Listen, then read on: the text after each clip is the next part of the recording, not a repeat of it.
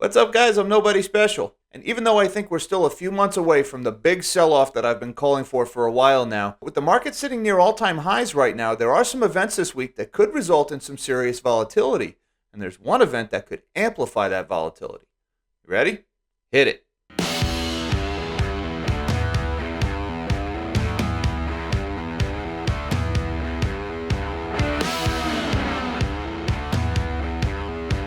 Thank you for joining me. I'm Jack Gamble, and I'm nobody special. And folks, there's a lot of events this week. A lot of things are lining up, and any one of these events could cause some serious market volatility. And we've got one event coming up later this week that could amplify that volatility. With the market sitting at nearly all-time highs, it doesn't seem like there's a lot of downside priced into this market right now, and that may be a big mistake. Now, before we get into those specific events, I have to ask, guys, could you please like this video and subscribe to my channel? And don't forget that notification bell. It really helps me out. It helps me to keep these videos coming your way. Now, let's get into what these events are.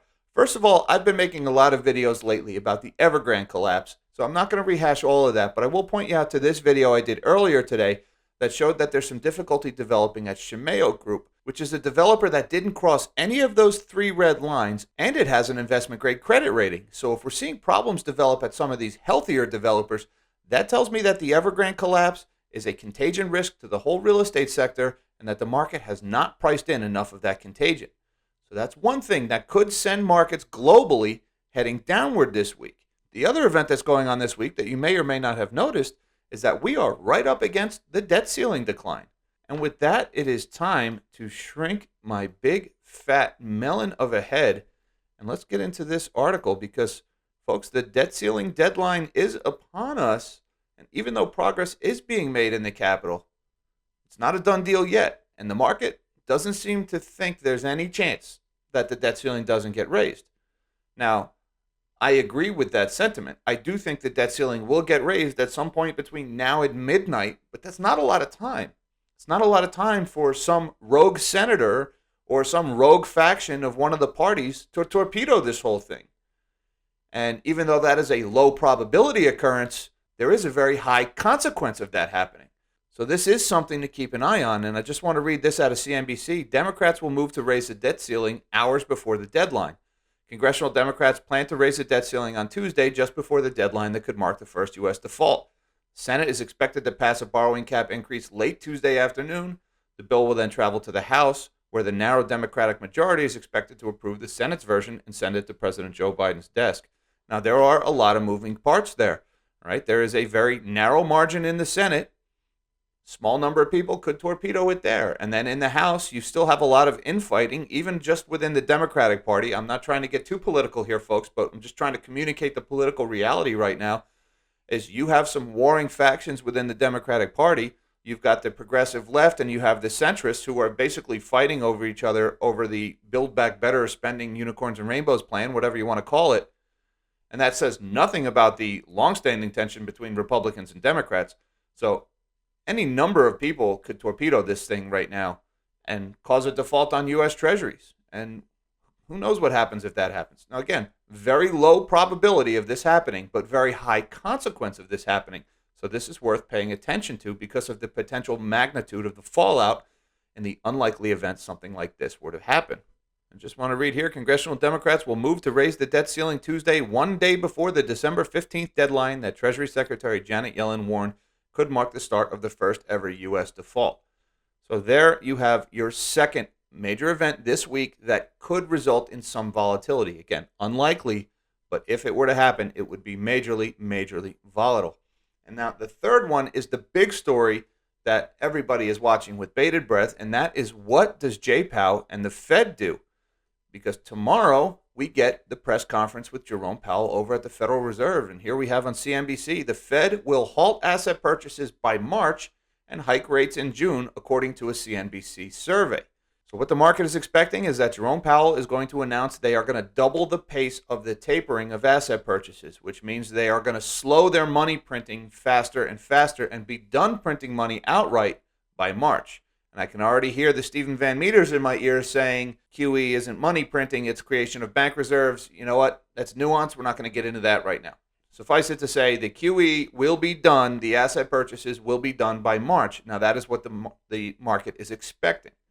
And with today's PPI coming in at over 9%, the highest in history, the political pressure being put on Powell right now to fight inflation is higher than it's ever been. So I have no reason to believe that Powell will not announce this accelerated tapering. Just reading a little bit from this article, the Fed will double the pace of the taper to $30 billion at its December meeting, which would roughly end the $120 billion monthly asset purchases by March, according to CNBC's Fed survey.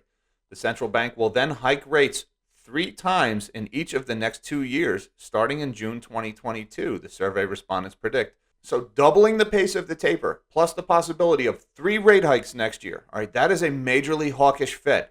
And we have a stock market that is sitting at nearly all-time highs right now. The market is not acting like Jay Powell is about to take away the punch bowl right before Christmas. And if you saw that Wall Street Silver interview today with Danielle DiMartino Booth, she is really surprised that the Fed is going to cancel Christmas, as she put it, breaking the long-standing tradition that the Fed typically doesn't take any drastic actions in the month of December because they don't want to cause any problems in the economy right before Christmas. So with the market sitting at nearly all-time highs and the Fed poised to begin a rapid pace of tightening, one of these two things has to give. Either the market is not going to be sitting at all-time highs much longer, or the Fed may ease off on their tightening rhetoric. Which one do you think is more likely? Right now, I'm leaning towards the market doesn't stay at all-time highs much longer because I think the political pressure on the Fed right now is just too tremendous, and Powell still hasn't been reconfirmed. He's been reappointed, but he hasn't been confirmed. So if he comes across as weak on inflation, his job is at risk. So something tells me Powell is going to go ahead with accelerating that taper, and we could see a rate hike as early as March now. I don't think the market is pricing in the likelihood of a March rate hike. So that's a third thing going on this week that could cause volatility in markets is the Fed's press conference on Wednesday. So right there you have 3 events going on this week that could result in some serious volatility. You've got the ongoing collapse of the housing market in China, which the market continues to largely ignore. You've got the debt ceiling deadline approaching tonight in a few hours, and the low probability that it may not get raised, but the high consequences of that. And then the third event that you have going on this week is Jerome Powell's press conference and the Fed meeting when they make their decision about the tapering. Any one of those 3 things could result in some serious volatility. Now, I mentioned at the beginning of this video that there is one event that could act as a multiplier for that volatility if it were to be set off, and that's what's known as quadruple witching. And that's something that happens 4 times a year, and quadruple witching is coming up this Friday. So we're going to shrink me again, and we are going to talk about quadruple witching. And this is on Investopedia. Quadruple witching refers to a date on which stock index futures, stock index options, stock options, and single stock futures expire simultaneously. While stock options contracts and index options expire on the 3rd Friday of every month, all 4 asset classes expire simultaneously on the 3rd Friday of March, June, September, and December. So reading off of the key takeaways, quadruple witching refers to the date on which derivatives of stock index futures, stock index options, stock options, and single stock futures expire simultaneously. Quadruple witching occurs once every quarter on the 3rd Friday of March, June, September, and December. Quadruple witching days witness heavy trading volume in part due to the offsetting of existing futures and options contracts that are profitable. While it may result in increased volume and arbitrage opportunities, quadruple witching does not necessarily translate to increased volatility in the markets. Okay, so quadruple witching by itself does not create volatility, but it is an event that could drastically aggravate existing volatility. So take those 3 events that I talked about going on earlier this week. The China Evergrande collapse, if news of that finally starts affecting markets, or if something goes on, God forbid, Congress forgets to raise the debt ceiling, causing a default, or if Jerome Powell comes across as too hawkish or hurts somebody's feelings over at the Fed and the market throws a tantrum over the tightening, any one of those events could cause volatility, and then along comes Friday's quadruple witching, which could serve to amplify that volatility. So there is some serious market risk going on right now, and with stocks sitting at near all-time highs, I don't think the market is really taking any of these situations seriously, and that could result in some short-term spikes in volatility. Now, this is the part where I have to CYMIA here and say I'm not a financial advisor. This isn't financial advice. Do your own research, your own DD, arrive at a decision that's right for you based on your unique situation. But to me, just in case one of these unlikely events triggers some major market volatility this week, I took out a little bit of insurance against the market. So what I did is I bought some December 31st call options in ticker symbol UVXY, okay? And that is the ProShares Ultra VIX Short-Term Futures ETF.